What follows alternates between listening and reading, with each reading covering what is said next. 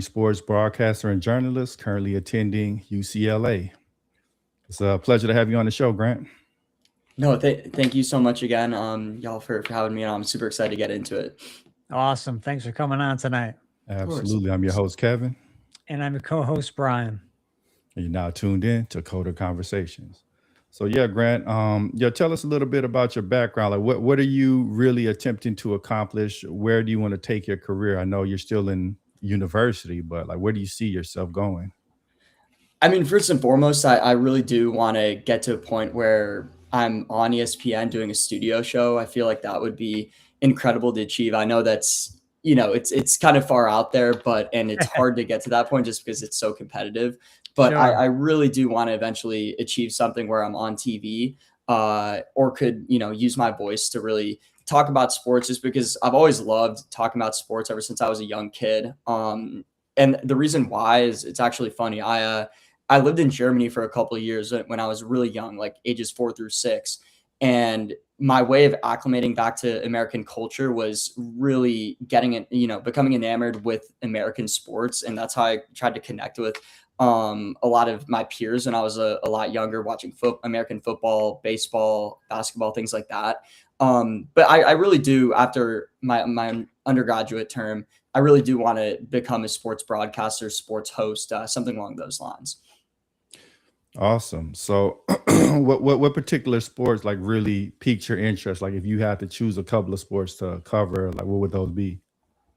I mean, I would definitely say American football is up there. I've always loved American football. I know it's harder to break into just because a lot of the talent and a lot of the, broadcasters in that field are former players, and I'm not a Right. former player. I did track and field and cross country in high A school, little so tough. Yeah. extremely different. Yeah, exactly. That I was part not be a little tough. exactly, like not a very like physical sports type of guy. So but I mean, American football would be the dream. I would love to do basketball, but I think the path that is easiest and, I think the most attainable would definitely be baseball, because a lot of broadcasters there aren't former players and they just Right. kind of get their start in college. But honestly, I would do anything, whatever opportunity people, in the industry would give me, I would, go out there and get it. That's kind of the mentality that you have to have in the industry. You got to roll with the punches a little bit. And I'm willing to do that. Right. So you're pretty much an open book. Yes, 100%. Yeah, we Awesome. had a couple of broadcasters on the show, and they pretty much echoed the same thing. Like you have to take what you can get initially before you could transition into what you want sometimes. So, you might not get your favorite sport, but if you show you're really good at that, then that's going to open the door for them to let you slide into, I guess, the more mainstream sports. So, but that's definitely a good mentality to have.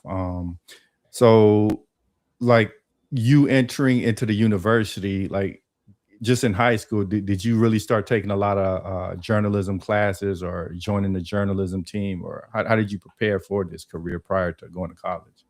So it's actually funny. At my school, we had a school newspaper, but we didn't really have any broadcasting heavy things or clubs.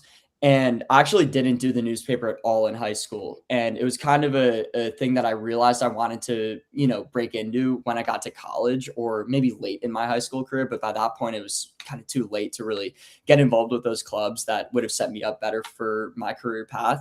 So it Right. was really a college thing. And first and foremost, when I started college at UCLA, I joined UCLA Radio the winter quarter of my freshman year, and I was able to have two shows that are studio shows with UCLA Radio that air every weekend. And I created those from scratch and kind of just rolled with that. I mean, that was the direct way that I could get experience with becoming a host. And, I'm so thankful for UCLA Radio for allowing me to have the resources to do that. And, I've really built upon those shows and have gotten better as a host through that experience. And with journalism in general, too, we have the Daily Bruin at UCLA. And I also joined that my sophomore year. So at the start of my sophomore year, and I've been, getting promotions and everything there. I'm currently an assistant sports editor with the Daily Bruin, where I help edit stories that come through our workflow. So I'm doing both of the, both the radio and the actual written journalism component. And the main reason why I wanted to actually join Daily Bruin was so that I would become a better orator, and just the writing, because I feel like they kind of blend together in some ways. Like you would become a better orator if you know how to write really well. And I wanted to use that as like a learning experience. But I started those in my two, I guess you could say, like underclassmen years in college, and very, very thankful to have both of those clubs. And it's just been great, like meeting people in both of them and really building those connections that are going to last a while. That's awesome. So are you open to things like production, post-production, kind of, the other side of the camera? Do you have any interest in that or not really? So I've actually done a bit of production with Big Ten Student U, which is another program at UCLA. And I also work for UCLA Athletics in more of a production role. But to be honest, I feel like that isn't really what I want to do. I mean, I would do it if there wasn't any opportunities, but I really want to put myself out there to get to a point where I'm in talent and on the opposite side of the camera. I feel like that would, that's really my goal. And I feel like I've heard this from a lot of like inspirational people or whatever. And it's like, you should never have a backup option in life. And I really want to get that backup option out of my mind, if that makes sense, by not even having production really cross my mind, and just really putting myself in a position where I can get into the talent industry. So you kind of mentioned creating your own radio show. Like in the formation of it, was it just kind of you wheeling and dealing, or did you have like a precise idea in mind of what you wanted to create? So my first show that I created was actually it's called Motor City Update, which is, obviously an allusion to Detroit, because I'm not from Detroit. My dad's from Detroit. I'm from Connecticut, but I always grew up a big Detroit sports fan, just because I grew up watching the Lions, Pistons, Red Wings, and Tigers. And that was just my main passion. I really wanted to have a medium to talk about those four teams. And I started Motor City Update when I joined radio, and it was great, but it was more of like an individual project, and I wanted to get experience on like a sports debate show. And I ended up creating a show called Stop the Cap, which I run with two other co-hosts of mine, two of my really close friends at UCLA. And I actually started that my second year that I was in radio. And again, that's more of like a sports debate show, kind of like First Take, if y'all have ever seen that show. It's formatted very similar to that. And I kind of like, those are the general themes of it, but I try and keep my shows very organized with, 3 to 4 segments per episode. And I always have like an outline of things that, I want to talk about and what I want others to talk about. So they're all very clearly structured. I feel like I'm someone that's like very organized, like it really wants to be organized. And I wanted to put that into my shows. It sounds like you're kind of coming from a more analytical side where you really want to prep for all the possibilities, so you're not kind of caught off guard at any point. 100%. I mean, I think that preparation is key in life. It's just, you have to do your research ahead of time in order to succeed. I learned that from reporting with Daily Brew, and it's like, you have to research, the people that you're interviewing ahead of time to really get the best answers out of people. And with my shows, like I realized if I don't do my research ahead of time or have a clear outline, then an audience isn't going to enjoy it, because a lot of those shows, the more organized they are, the more you can receive from it, right? The more you can take from it. And I completely agree. I think I do come from more of an analytical point of view, and I want to make, the quality of my work the best it can possibly be. And that starts with, putting the work in ahead of time, doing the, kind of grunt work, the gritty work, and, showing off that research when the time comes. So like what does your actual process of research look like? Are you looking up statistics, finding stories on players? And then after you research, how do you integrate that into the structure of your show? So for each show, I create a Google Doc, and I literally, first thing I do, number 1 through 3 or 1 through 4, the general topics that I want to cover. And then from that, I write a few specific points, especially on my sports debate show. I write what my opinion is on this overarching theme, if that makes sense. And then with that, to support that, I put like a bunch of statistics and just prior knowledge that I have, or, newly acquired knowledge that I find on news stories. But I am on ESPN.com so many times. I guarantee that's like the biggest link that I, visit, or website that I visit, out of like literally any other website. So I'm always like on ESPN looking at statistics, because it's so easy to navigate. And I think a lot of my analysis and a lot of my takes and a lot of like the content that I put out there is very statistically driven. And that is because I really prioritize having those statistics in my shows. Absolutely. So I know Obviously you want to have a strong factual basis, but being on TV broadcasting, you're also in the entertainment business. So where do you take your entertainment cues from? Is there like any particular broadcaster that you really like integrate into your style of broadcasting? I mean, so I think that one of the main things that I've learned from broadcasts that I've talked to is it's really important to like carve your own path. You don't want to like mimic another broadcaster. Obviously, you can learn from them and learn from their process, but I really do feel like I want to make my own voice heard. And but if I did, I've taken a lot from a guy named Dan Miller, who is the Detroit Lions play-by-play broadcaster. He's on the radio only. So, and radio broadcasting is a lot more difficult than TV broadcasting because you have to paint a picture of the entire game. You don't have, the visual aspect to it that can support your broadcasting. And Right. I really rely on radio play-by-play people because that is the most pure form of broadcasting there is. And I would say Dan Miller is definitely a guy. I've actually talked to Dan Miller. I had a meeting with him 2 years back where he gave me a ton of advice on how to, build my career and, get started with broadcasting. But he's a guy that I've always really looked up to. And I know that's biased because I'm a big Detroit Lions fan, but I just kind of grew up listening to him and seeing his clips on Instagram. So Yeah. I'd definitely say Dan Miller, but overall trying to carve, my own niche and, really trying to empower my own voice as well. So to take it back to, let's say, grade school, high school, what was it that kind of like zeroed in your focus on broadcasting and, wanting to be an on-air talent? When did that all sort of come about?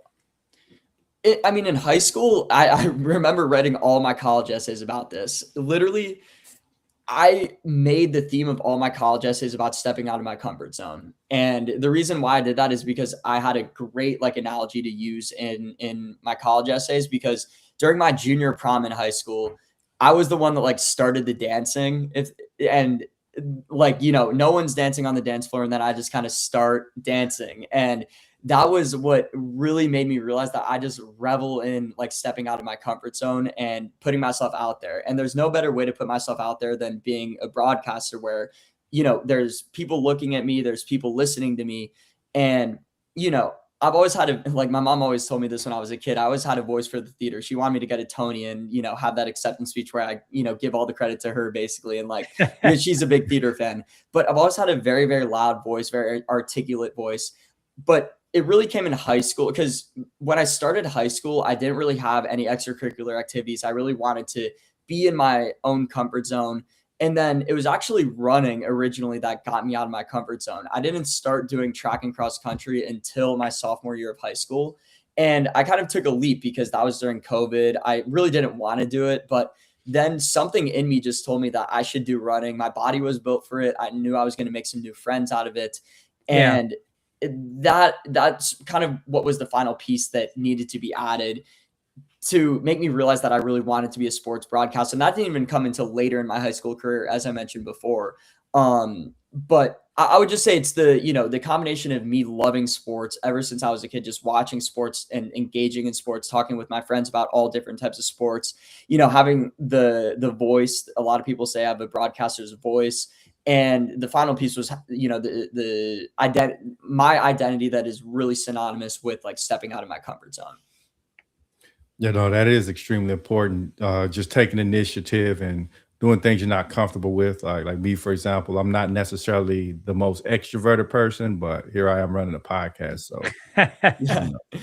just blasting past those limitations is just Yeah. crucial in making progress. But yeah, you mentioned Dan Miller. What were some of the key pieces of advice that he gave you, and what are some of the other advice that your seniors in the industry kind of gave you that you really resonated with? I mean, first and foremost, they told me the important part about research and just really doing your work ahead of time. And that's where I really got that value for doing that research, before my show or before my broadcast.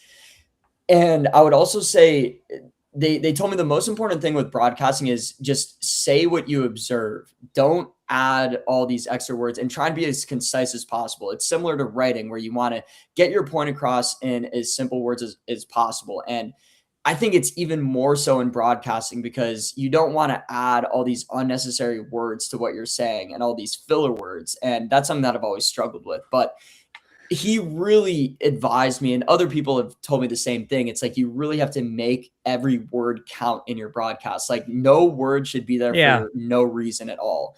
And he was one of the first people that told me that. And that's probably the main piece of advice that really resonated when I was talking to him.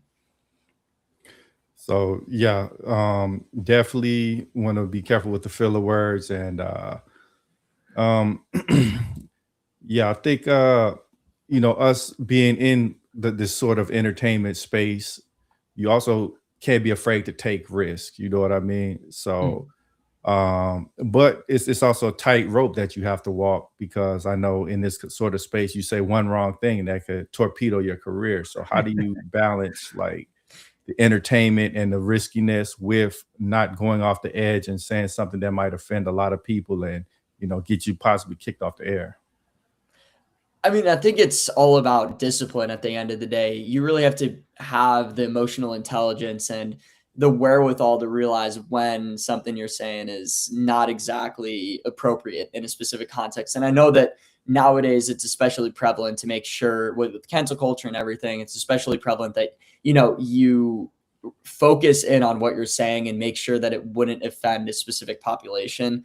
And I feel like throughout my college career, I obviously go to liberal arts school. So I feel like I've been very educated on, just things going on in the world in a more sensitive light, and I feel like I know how to talk about a lot of issues with nuance. And I feel like with sports, it can be hard because there's a lot of political, not motives per se, but political gestures that people have. And, I feel like I do genuinely have the educational base to talk about those with confidence without offending a specific group of people. And I think I'm just going to rely on that and the discipline that I've built up because honestly, in high school, I was pretty immature. I feel like I've gone through experiences in my personal life where it's like I've matured a lot in high school and I know how to deal with harder things just by going through that type of adversity Right. and some, personal struggles. And that's just part of growing up, but I feel like I'm matured to a point where it's like I do have that type of intelligence in addition to that educational base that would allow me to carefully integrate those type of issues into a broadcast if need be. So with you running the show for a couple of years, let's just take it back to your starting point to where you are now. Like, how do you really see, like, in what areas have you really progressed, and like, is your show completely different than from when you started because you just got significantly better?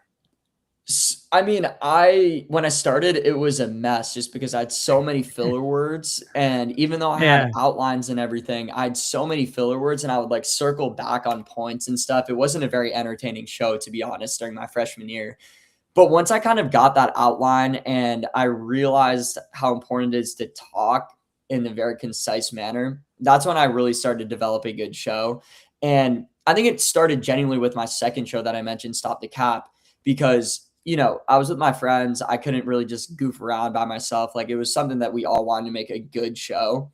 And that collaboration component of it is really what allowed for it to blossom into a great show in my eyes. And again, it became very structured over time. I think the first couple episodes were pretty disorganized, but we slowly grew into like a show that where, we had the chemistry to really excel with it. And that really bled into my other show that I did individually. I learned how to talk in a lot more of a concise and articulate way on air. So I would just say that's kind of the backstory behind how those shows blossomed. And I even had a show, I think it was 2 quarters ago, because there's a thing with UCLA radio where we have show of the quarter, and mine was nominated. And that was like the first sports show that had been nominated in a while. So that was really cool. And I was very honored to have that type of, acknowledgement from my peers. But I think it's at a point now where, and the thing is, I was studying abroad last quarter, so I wasn't doing the shows in the fall, which, I got a little bit rusty. I did both my shows for the first time in over like 7 months just last week. And I feel like I got some of the rust off, but, it was easy to kind of go back into those shows and talk in the same way that I'd learned how to talk. Okay. Now, what would you say is the number one or the best advice that you've received from a broadcaster or on-air personality up until this point? I mean, I'd have to go with that's such a good question. I mean, I think I would have to go with, just the use concise words and drop filler words. I know I mentioned that previously, but I think that really resonated with me because again, that's something that I struggled with. And I think to add on to that, most people that I've talked to have also told me to slow down my words because I can talk very fast. And, with broadcasting, it's like they told me, like, talk even slower than you anticipate talking. You know what I'm saying? If you think you're talking slow, then you can talk even slower. Go even So slower. Yeah. yeah, exactly. Just so you can really articulate every single part of like every word and make it so that the audience can really hear what you're saying without any type of confusion to clarify your thoughts on a game or what you're observing in the game. So I think that would be another piece of advice that really, really stuck with me just because I can honestly go on tangents about sports just because it's something that I'm, again, very passionate about. So it's easy for me to kind of get out of hand with those things. But that's another thing that really resonated with me. Yeah, and talking slower. I mean, that I used to watch a lot of football growing up. It brings me back to when John Madden was still commentating. He would be like, "Boom, boom, boom, boom, boom," very slow. He'd get really excited at certain points, and I always just felt like he was like tip top when it comes to sports. On air personalities. I was sad to see him go when he retired. No, he was incredible. I mean, John Madden, obviously such a sad story with his passing, and it's awesome that they still honor him at a lot of the games. But he was Yeah. such an icon. He was a great coach as well, so he just had such a great understanding of the game, and that showed in his broadcasts too. So that was the incredible thing about John Madden is that he like knew the game so well and talked in such a way that people could receive and really understand what he was saying. So yeah, I think that's a great point there. Yeah, I think being, like you mentioned, being concise and precise are the keys of good communication, which I mean, it kind of runs contrary to what you're taught in a lot of school. Like, school, you write a paper, they want you to use the big words, they want you to sound super intellectual, etc. But when you come into show business, like you're in front of a camera, the average everyday person is listening. They don't want to hear like, the crazy vocabulary. They don't want to have to really sit back and think and process. So no, I definitely agree with you that it's important to simplify, slow down, and really paint the picture. Like broadcasters, I would say that at least 50% of the experience somebody has while they're watching sports, they can, just really add excitement to the game. Yeah, no, I mean, absolutely. It's just there's so many iconic moments out there just because the broadcaster nailed the call. And just hearing that familiar voices. I was talking to my friends about this the other day, and it's like hearing that familiar voice is a source of comfort for a lot of people. Like people, you know, watch sports for a multitude of different reasons, but one of the main ways is that it like helps some people escape from some issues in their life, and having that familiar voice, that soothing type of voice that you can go back to each and every time is something that I really want to do for people too. It's like it's honestly an outlet for people too. And I feel like I realized that, and it's like you really want to do a great job as a broadcaster to provide that type of entertainment for people, and I feel like that's a responsibility of any quality broadcaster. So you're saying it can basically be therapeutic, Yeah, your I role. 100%. I mean, I think Okay. that there's obviously different types of therapy and everything, but I feel like a lot of people find sports pretty therapeutic just because it's like you're so engaged in this team, you love a specific team so much, and you get to really connect with the broadcaster through television or even the radio. And it's like that person becomes almost part of your family if you're listening to or watching a television set like with family and everything. It almost becomes like a household item, that voice that a broadcaster has. So I think it's very imperative that broadcasters are human in the future. I know with AI and everything, who knows what's going to happen, but I feel like it's a familiar voice, and I think that's so important when it comes to people's households. So what have been some of the more iconic moments in broadcasting history in your personal opinion? Like what are some of the moments that stand out to you? I mean, I would just say that's a great question. I would say anytime Mike Breen, I mean, he has the iconic bang, the iconic bang when, whenever a guy hits a 3-point jump shot. I always watch like the NBA playoffs, so that's a pretty, basic answer. I'm Yeah. trying to think of like a specific iconic call that I really like though. Um, I mean, if you look at any Dan Miller clip on the Detroit Lions Instagram, especially if it's tight in a game, I remember there was this one game where it was Aiden Hutchinson, who's a defensive end on the Detroit Lions, had this game-sealing pick against the Chicago Bears. I think this was 2 or 3 years back. And the Detroit Lions had come back from down 12 with like 2 minutes remaining or something like that. It was an absolutely bonkers comeback. Wow. And the Detroit Lions took the lead, and I think the Bears were about to score or something, but Aiden Hutchinson, I think it was a scoop fumble, and Dan Miller just absolutely like nailed the call on that. So, and I said that he was like a guy that I always like go back to when, I'm listening to Lions radio or whatever. And that's one of the calls that really stuck out to me with him was that one Detroit Lions Bears game where he called the game winning play by Aiden Hutchinson.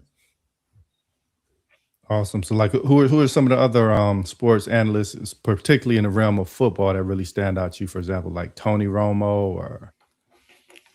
Yeah, I mean, I think Romo's great. I know Tom Brady has been a lot better this year. I know that he struggled last year, but he's been, doing a lot better in his second year in the broadcast booth. I would say, I think Stephen A. Smith is really entertaining. I know he's very, very popular. I think he is an awesome guy to just listen to. He's very, very entertaining, even though I disagree with a lot of his takes. I also like Dan Orlovsky a lot, who's an NFL analyst, and I believe he's on a show with Stephen A. Smith. He gives a lot of really solid takes. I like Rex Ryan a lot too. He's given some really entertaining takes on those shows. I'm trying to think who else. And in terms of like the actual broadcast booth for NFL, Tony Romo's a great. I don't love Chris Collinsworth. I think he can be, I know he gets a lot of hate for his, He does. comments about Mahomes and stuff, and how he connects everything to Mahomes, which I think is really funny. But yeah, I like Ian Eagle a decent bit. I feel like he does a solid job. But yeah, any of the players, to be honest, that are NFL analysts do a pretty good job, I would say, or former players, and like I said, with Tom Brady, Tony Romo, those guys are great. And they just have such a deep understanding of the game. And I know it's pretty ironic for me to say this, that I like them the most, because I know that they're going to be the ones that are probably going to be taking my job and stuff. So, but they do an incredible job, just really delving deep into the game. And I feel like that's so important when it comes to football, which is such a nuanced game. It's like you can't really understand it just from a field view, right? Like you really need someone to like delve deep into the plays. And I feel like that just amplifies the experience of watching a football game so much. Oh, it's funny. It makes me think back to I grew up watching the New York Jets, which, rough. Yeah. Very rough. But I remember this girl that I was dating at one point, she had zero interest in NFL and football and college or any of that. So every now and then I convinced her to actually sit down and watch a game with me. And nonstop I'd be like, oh, what does this mean? What's that flag? Oh, how did they do that? What's going on now? And at a certain point, I'm like, okay, just, kind of pay attention and you'll start to pick it up. But really, when you really think about it, the NFL has so many rules and there's so many, like you're saying, it's nuanced. Mm-hmm. There's so many little things in there that unless you're regularly watching it, you're not really going to know too much what the refs are talking about or even the commentators if you're not used to it. Yeah, no, I completely agree. It's such a hard game to follow. It's not like, I feel like soccer is such an easy game to follow. It's like anyone can really watch soccer and kind of know what's going on, except for maybe the offsides penalties, which can kind of be confusing. But football, it's just like with the flags, as you were saying, the formations, it can be impossible to follow. Like it takes you a couple years to really like understand football. And like, I really started to understand football just from like playing Madden, the video game. Yeah. And that's how because you get to, call the plays and stuff. And then you're like, oh, watching a football game, it's like, oh, I know that play. Like I called that play when I was like in a franchise mode or something like that. So it's, I don't know, like once you start to play that game, it really allows you to like understand it more, which is kind of funny. Or it makes me think back to the arcade days when there were arcades, NFL Blitz. You remember that one? Oh yes, I've heard of it. I've heard of it. I don't think I've ever Okay. played it, but I've heard of it. It Yes. was, yeah, like if you were at the arcade and you wanted to do football, you were playing Blitz. No, I remember this one game that my parents gave me too. It was like this little like handheld game. I forgot exactly what it was called, but it was like a 1980s game, literally. And like when I used to get like in timeout or whatever, I used to like get sent up to my room. I used to have like, this game that I would just play, and it was super fun because you would get like it's so hard to describe. It's just like a little dot or little dots on the screen. It's like you can throw or run it. And it's just like it's football basically simplified. It's just like you have to get across the field and stuff. And I used to play the game all the time when I used to like be up in my room or whatever. And it was like a retro like 1980s, 1990s game. I'm blanking on the name of it, but it was so fun to play. Tecmo Bowl. I think something like that. Yeah, it was like this little like green box thing. It was really really cool. Yeah. What's so interesting about like kind of like the modern era of football right now is we kind of left the quarterback era, and I guess it's more of a team game because maybe even a decade ago we had Tom Brady, we had Ben Roethlisberger, you know, prime Aaron Rodgers. We had all of these like really good quarterbacks, but now we still have good quarterbacks, but they're not really like defining the team like they used to. Like the teams that are winning are not necessarily, aside from the Patrick Mahomes and the Chiefs, but now it seems like more of a cohesive team thing, like Sam Darnold and the Seahawks. No, I mean I completely like that's definitely a valid point. I feel like it's definitely shifted from, like all these teams that are competitive have great defenses. And I love the fact that like and the NFL has become a lot more of a defensive sport, especially in the last like 2 years. Because when the Eagles won, with Jalen Hurts and everything, like I would consider Jalen Hurts a top 5 quarterback in the NFL. He's a good quarterback, but not like a top 5 guy.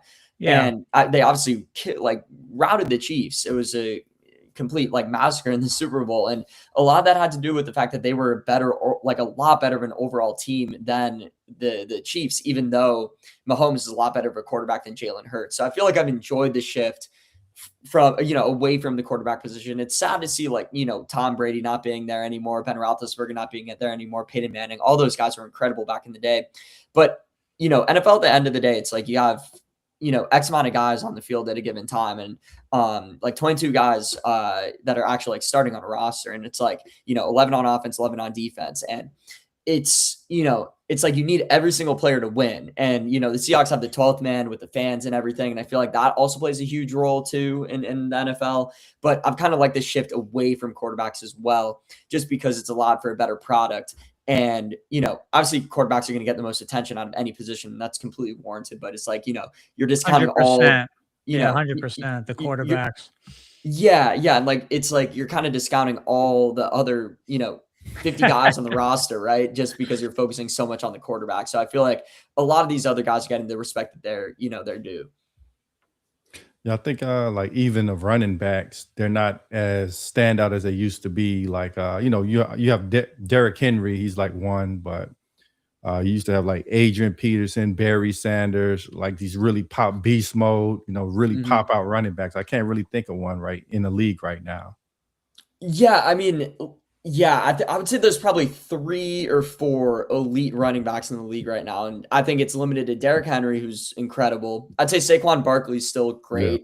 And then Jahmyr Gibbs and Bijan Robinson are also extremely talented. So I would go with those 4 guys. And that's like, I'm saying like the 4 guys that I would really like fall back on in terms of that like elite running back category. But like other than that, it's there's a huge drop off. Like those 4 guys are the top tier, but like outside of them, it's really nothing comparable in my opinion. I mean, I grew up, like I said, I grew up watching the Jets, so pretty much grew up with Curtis Martin. I don't know if you remember him. He broke like all kinds of records, and with the Jets, it's tough because sometimes they start really strong and then just completely fade at the end, or they'd start terrible and then all of a sudden in the fourth quarter, things just start kicking up. But it was a lot of fun watching Curtis Martin play, and other, like Kevin's saying, like running backs back in the day, it was a little different than it is now. Kind of, it's a little more of a full on team game now. Yeah, no, and I think that, yeah, like you said, with those type of guys, it's just they could carry a team on its back, and I feel like we've strayed away from that. I kind of like, as I said before, the team focused nature of the game is definitely allowing for a different product, but I think it's more of a cohesive product that's built to last because as a result of that, you have more competitive games because it's not just dependent on having like a couple of good players. And it's like any team can win a Super Bowl any given season now. And I feel like that's really done wonders for the NFL's overall product. I mean, I don't know if y'all have seen the recent playoffs, but the playoffs for the NFL this year have been one of the best I can remember just because a bunch of the games have been so tight, and I'm really excited to see how it plays out, to be honest. It's really unpredictable. Whereas, like when Tom Brady was there, you're pretty assured that the Patriots were going to be in a Super Bowl, or you pretty much knew like, okay, Yeah. Patrick Mahomes, he's probably going to win him some. But now you really can't tell who's going to win. Like I'm guessing, to me, the Seahawks might take it, but I can't really say. Yeah, I mean, I think that's a great take. I mean, the Seahawks have looked incredible this year, especially on defense. They've been unstoppable defensively recently, in particular. But and obviously with the Broncos losing their starting quarterback for the rest of the season, I really think it's going to be Patriots, Seahawks, and the Seahawks I think are going to. I don't think the Patriots match up to them well, so I think I've got the Seahawks as well.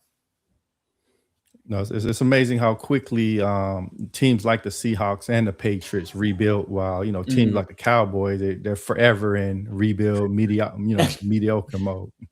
No, completely, and I have a lot of friends who are Cowboys fans, and it's just like they are basically the same team every year, That's right. and it's sad to see because I don't know, I feel like the Cowboys were historically such a great franchise, and it's just they've fallen off in the past 20 years, so it's definitely been sad to see.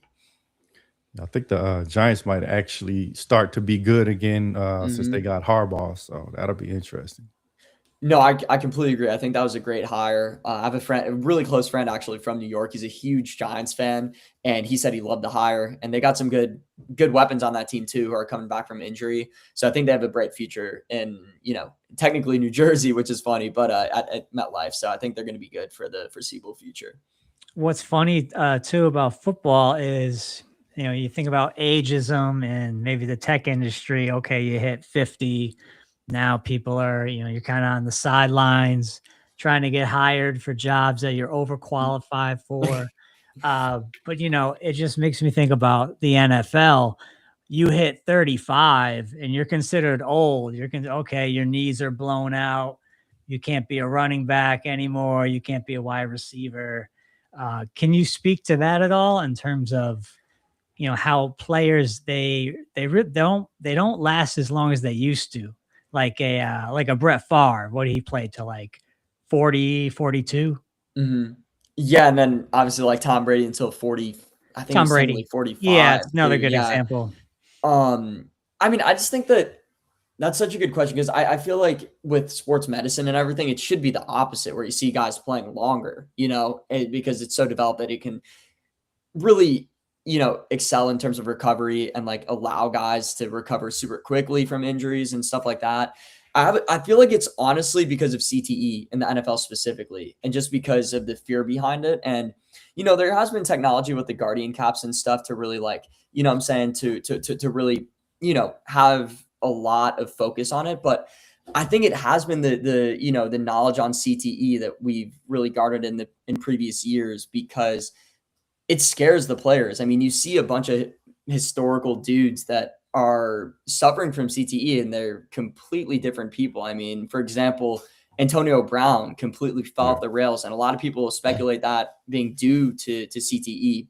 And I'm trying to think of other examples, but there's so many guys that have just like suffered from it and have had to retire early. So I feel like it is the concussion scare. And I feel like that's honestly with football, it's a huge issue that they're going to have to deal with just because I think there's been waning interest in the game because of the presence of concussions. And it's a very dangerous sport, even with the rules and regulations and the new technology that they've implemented into the game. I think the players they've gotten a lot bigger, faster, stronger. Like you have these guys in high school. I'm in Texas, and some of these guys in high school, they look like they could be in the NFL. They might be like 6'5", 260, 280 pounds. Wow. You might see 300, 400-pound linemen. Like these kids are huge now, and they're taking these hits at this grown man size from high school this early on. Then they're recording a lot more damage on their body than they used to, because the science has gotten a lot better in terms of like strength training, etc. So I think that could play into it as well. Yeah, I mean, I completely agree. I think that, with guys obviously becoming more athletic and stronger, like you said, I genuinely, but at the same time, I feel like guys, the main thing with injury is strength, right? Like you really have to, be strong in order to avoid injuries or recover from injuries. And I feel like that could honestly point to the opposite point where it's like, or the opposite point of view where, it's like these guys are stronger and they should be able to withstand more. But on the same token, it's the guys across from them are also getting stronger. So, there's some people that feel like it should cancel out, but I feel like the underlying thing is, concussions are always going to be existent in football, no matter how much technology there is, no matter how much protection there is on these players. It's like, it's always going to be a part of the game with any contact sport. And, Yeah. I feel like it could bleed into games like hockey, rugby, things like that. So I don't think it's just limited to football specifically. 100%. Yeah, you can't get away from it. That's a critical issue. Like you mentioned, there was also Marion Barber from the Cowboys. He had like CT Junior Seau. Like these are literally making players lose their lives, or like you mentioned, they're completely different. They just like unravel once they get CTE. And I think, yeah, that is a major scare. And just the injuries in general, like Earl Campbell, I know he said something along the lines of he wish he didn't like play as physical, because every day he wakes up, he's in pain, like excruciating pain. Yeah, no, and it's, yeah, and I'm gonna use a Lions guy just because I, was following him when I was a kid, but Calvin Johnson, and he retired when he was 29 because, he had all the athletic tools in the world, but his body was just in perpetual pain because he was coming down with all these contested catches. And it was almost like it was taking such a big beating on his body that it caught up to him and he couldn't get, eclipse 30 in the NFL, which is crazy because many consider Calvin Johnson to be a top 5 NFL wide receiver of all time. And he didn't even play more than, I think it was like 8 or 9 years. So, I think a lot of these guys want to prioritize like being in good shape when, after football, and they start to realize the wear and tear that the game has on their body and that they could honestly be crippled after playing football. I know that Robert Gronkowski is another example. Yeah. He was in perpetual pain throughout his entire career. That's why he originally retired from the Patriots and then came back later for the Buccaneers because he got right, had a new training regimen. And, he even played the Super Bowl, I think, with like 2 broken ribs. I've seen multiple things about that. Oh, wow. And it's, how much can your body stand it, but as I said before, I feel like with sports medicine and stuff, it should be able to, stop these guys from being in perpetual pain. But it's like with these sports where guys are padded up, like, just absolutely like getting throttled by each other. It's really hard, even with advances in technology, to avoid the inevitability of having these issues with physical performance or, just physical longevity. So let me ask you this. Me and Kevin often talk about this with people on the show, AI.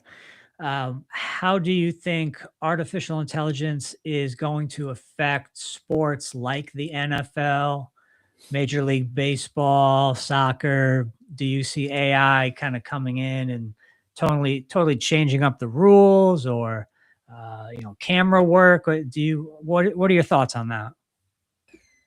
I genuinely feel, I mean, that's such a great point because I mean, it's an inevitability for all different types of industries. I mean, they're going to be affected by AI, to some extent or other. But with I can say this for journalism because I was talking to one of my coworkers in sports journalism specifically. I feel like AI is eventually going to be able to write a game wrap or a game preview at ease, and you wouldn't even really notice it's by an AI or a human writer. But there will always be something for a human story in sports that I feel like only humans can write because AI doesn't have the capability to really act like a human in a lot of ways, to really process like human emotions. I mean, this could change in the coming years, but I feel like, or what someone was telling my coworker, or technically my boss with the Daily Brew, and he was telling him that, that like sports journalism, if you can't write a feature or an innovative story on something, then your job is going to be extinguished by AI. It's going to be eradicated. Wow. And if you're only working to write game wraps or game previews, then you should feel threatened by AI. Now, I think with broadcasting, it's a little bit different because AI isn't fully developed yet where it can like see and like immediately observe something and then say something. I mean, this could obviously change, but broadcasting is a lot more safe of a sphere than written journalism right now, because AI can obviously write, but it can't necessarily speak in a way that would engage an audience or captivate an audience the way that like a human broadcaster does. And I feel like with production, I guess, that's another hard thing to say, because in theory, it could produce an entire TV production, right? If you program it to do that and program it for a specific type of game, that would, get rid of having to pay producers and camera teams and stuff like that. If it could completely just control everything, I feel like that's another industry that is definitely in jeopardy with AI. But I think with broadcasting and with what I want to do, I think it's a lot more safe, and I'm not super nervous about it. But if you're in written journalism, like that was a huge wake up call for me, because that scared me when my boss told me that. I was like, that really does make a lot of sense that could be the case. And it's definitely something to think about for the future. Yeah, I think with journalism too, it's easier to pass off AI as the author of it, because it's not live, Right. Um, whereas when something is live, you have to see the person there. Like it can't just be a robot that's doing the calls. So I think, like you mentioned, broadcasting, anything live, anything where it's humans directly interacting with each other is a little bit safer. But I have also seen like these very realistic AI avatars, like these AI characters that you can't really tell that they're fake. So like if they get this real time capability to analyze on the fly, then that a lot more stuff could be in trouble. Yeah, no, I mean, I just think with the development of AI, and it's obviously coming at us at an exponential like rate of growth, which Crazy is definitely rapid, scary. Yeah, crazy I mean, speed. Oh it, yeah. it, Cause like 5 years ago, no one was talking about AI. Past yeah, year, oh my God, it, just it, it, everything AI this, AI that. no, exactly. Everyone I know uses ChatGPT just for anything. It's crazy, and you would have never even thought about this, like you said, 5 years ago. I feel like AI was such an abstract concept, but it's definitely becoming a part of our daily routines. And I'm honestly kind of scared to see how it develops even more, because a lot of people are using AI to do the thinking that humans are normally supposed to do. And with evolution and everything, I don't mean to get super scientific, but it's like, if humans aren't using their brains, then how are they going to evolve like multiple generations down the line, obviously? But it's like, if you consistently rely more and more on AI to do the human thinking and the human processing that has been done for centuries, and for our entire existence, it's like, what species are humans going to become if they continue to rely on AI?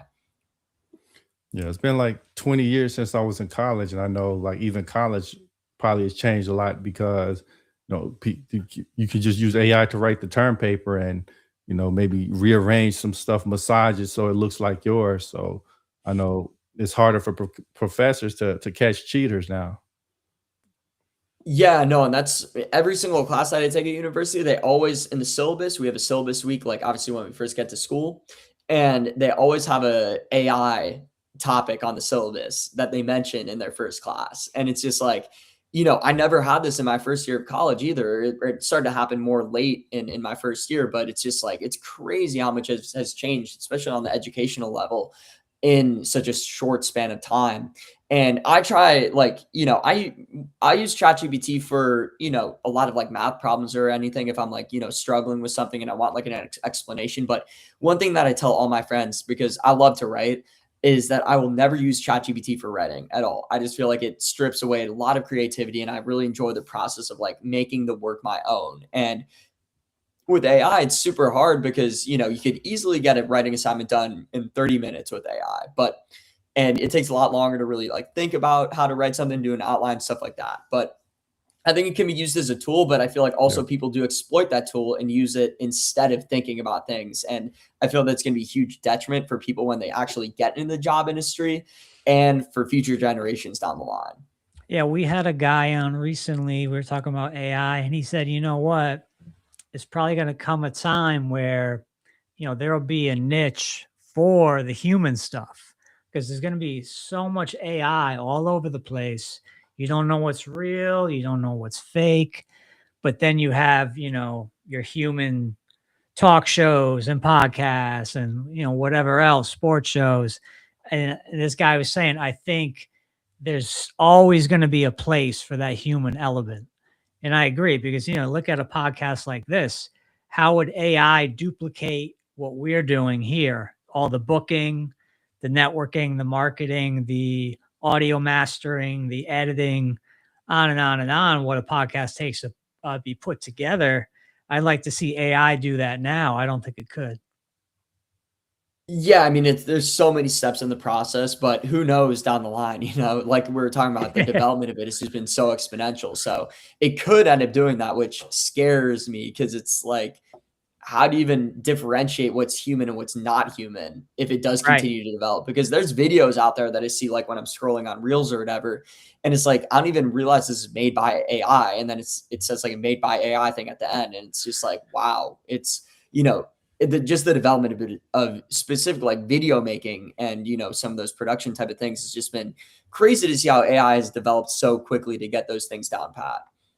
Yeah, a lot of the creatives that come onto the show and, technologists, myself included, I believe like, okay, if you're going to use it as a tool. Don't use it as a replacement. Cause it's just kind of like, okay, if you use AI to solve all your problems for you, it's like you just paid somebody to do your homework. You're not learning anything. You're not developing any skills. So like you mentioned, you get on the job, you're not going to know what to do. Like if the AI crutch is taken away from you, then you're just going to completely flop. So, Yeah, um, I feel like having that type of, just relying on it too much is scary because, if you aren't able to think in life and in the current job markets and everything, like you need to be able to have those fundamental human skills in order to succeed, at least right now.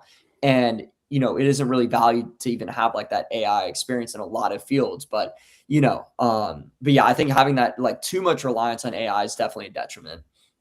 Another thing we were talking about with someone is that, well, I brought it up because I'm a drummer. I said, this AI scare right now, it sort of reminds me of, I was born in 87, but in the 80s, the drum machine came out. And there were, so I hear from older guys, they say everyone was kind of freaked out. Is the drum machine going to replace drummers live in the studio, et cetera, et cetera? And look at it today. No, even hip hop, there's a live drummer. In the studio, there's a lot of live drummers, session drummers still. So it hasn't taken over. So I think some of this stuff that people are speculating about AI taking over, it won't actually, but maybe it'll be a great tool to advance it along. Yeah, I mean, I think with music specifically, I love music. Like live music is just incredible, and I think it's the best way to listen to any type of music is live. I mean, that's just the objective Yeah. answer, in my opinion. And I don't think that AI will ever be able to do that or have like this like live production where you see like AI playing drums or whatever. It's like it's always going to be at least somewhat artificial and like a techno type of vibe. And You're going to be able to hear it. yes, Yeah. exactly. I feel like the Yeah. like live music industry or like any type of concert is going to be safe from AI just because humans have such a deep connection with live music. I mean, it's just been, part of our heritage for so like ever since our existence has been music. Like it's always been there. And I really do like whether it be song or like with instruments as they came along, but it's like AI will never be able to replicate what music does and be able to like replicate that human type of experience that you feel when listening to like live music. Absolutely. So, like, how are you preparing yourself to kind of deal with any potential repercussions from AI entering into your field? Like, how are you safeguarding yourself, or are you just pretty much rolling with the punches? I mean, I would say basically rolling with the punches. I mean, I just, I realized that I'm gonna have to excel even more than I, anticipated, right? Like it's like I'm gonna have to work even harder to beat out AI. It's like another competitor, but it's like, Yeah. I'm confident that I'll be able to like put in the work. I've always been super hardworking, super diligent. So it's like I've always, realized that I really want to like put myself out in a position where it's like I want to excel. I want to be in a place where like people respect my work, where I'm putting in the amount of effort that I want to see shown through my work. I always have had like very high expectations. Just you have to raise them a little bit higher with another competitor in the field. And I feel like I'm treating AI as like another competitor for a job spot, basically. So I know you're just entering into the industry, but in your mind, when you leave the industry, is there anything that you hope to impart, like any legacy that in your mind you would like to leave behind?